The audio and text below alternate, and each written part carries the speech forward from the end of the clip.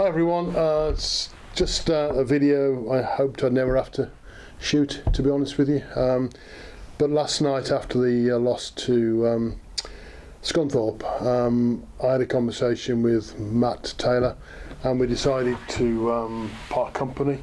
I didn't want to, if I'm honest with you. It was a very difficult situation to be in because I have a huge amount of regard for Matt, his integrity, his honesty and his sheer hard work. But he knows, as I know and you know, the fact is that we've lost 7 games on the bounce, and at all sorts of levels that's not acceptable to me and not acceptable to the club, and I know it's not acceptable to you as supporters. So we've made a change, you know, Matt was great last night when I told him.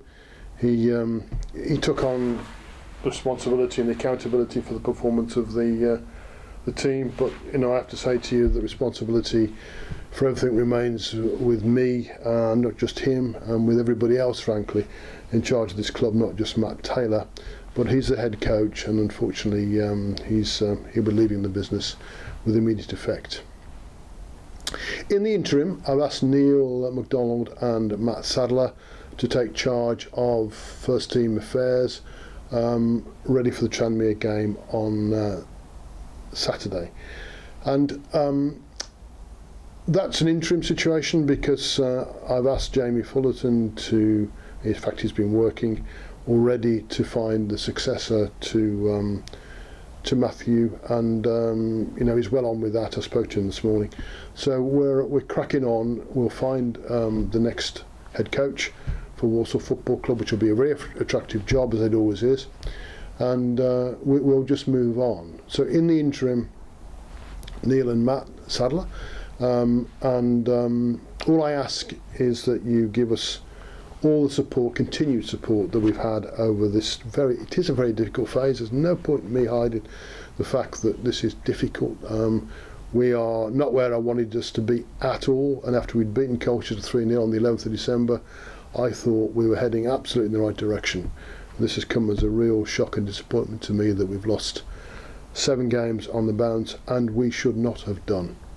There's certainly 4 or 5 of those games we should be taking points from, particularly last night, but we didn't, so we have to deal with it.